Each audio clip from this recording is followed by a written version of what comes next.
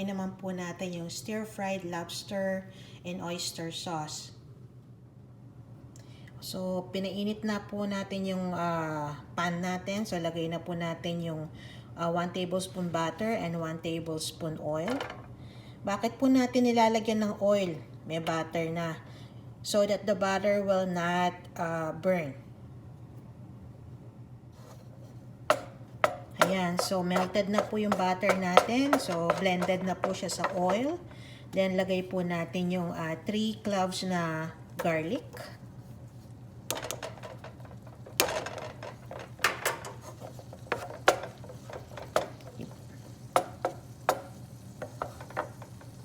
Lutuin muna po natin. Slightly brown. Then ilalagay ko na yung 1.5 pound na cook na lobster. Nabili na po namin to, luto na siya. So it's a cooked lobster from PEI. So we let it simmer for at least 2 to 3 minutes po. After simmering the lobster for 2 to 3 minutes, then isusunod na po natin itong ating oyster mixture. Ang nandito po, bakit po mixture?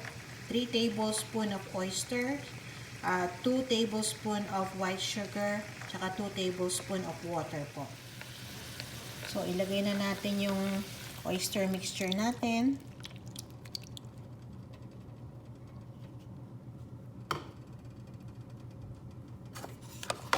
Then, let it simmer.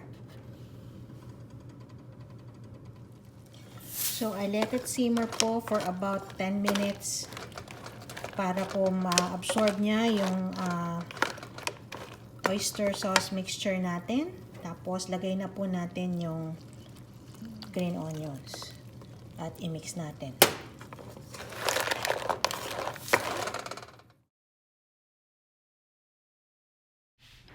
So, double recipe po tayo. Susunod is baked salmon. So, we have this size of salmon. So, depende naman po kung ano ang size ang gusto nyong gawin. Then, squeeze natin yung lemon.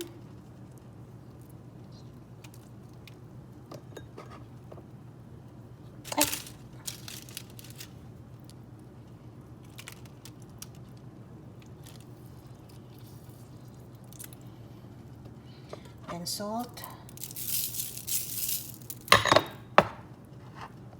Pepper.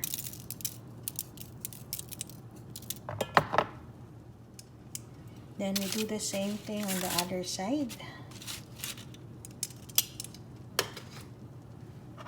Dahil may lemon na po yun doon sa bottom, so lagyan na lang ng salt, pepper,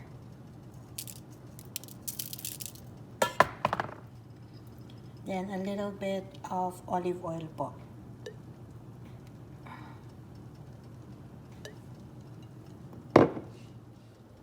Then, i-bake po natin sa 400 degrees Fahrenheit. So, ayan, na-flip na natin. So, another 10 minutes. So, gagawin po natin yung pang-topping natin dun sa baked salmon.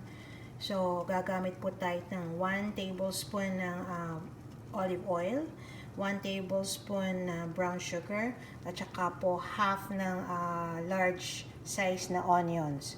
So, saute po natin yon para makagawa po tayo ng caramelized onion. Para po doon sa topping naman ng ating salmon, so about 1 tablespoon ng olive oil. Tapos, lagay na po natin yung onion natin. So, halos nagiging transparent na po siya. Onion rings pong ginawa kong pag-slice para magandang tignan. Then, lagay na po natin yung ating sugar. At haluin.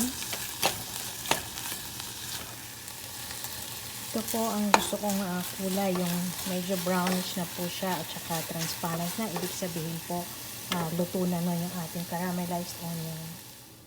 So, ayan po, luto na po. Makikita nyo, Hindi na siya pinkish. So, pale na yung ano niya, yung meat niya. So, it really depends how thick po yung salmon nyo. So, this salmon took about 30 minutes po. So, 15 minutes each side. Then, you turn again another 15 minutes to the other side. Under 450 degrees Fahrenheit po.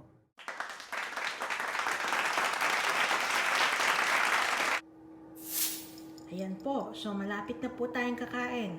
So, tapos na. So, what we cook for today, stir-fried lobster in oyster sauce, at saka po yung baked salmon na nilagyan po natin ng caramelized onion.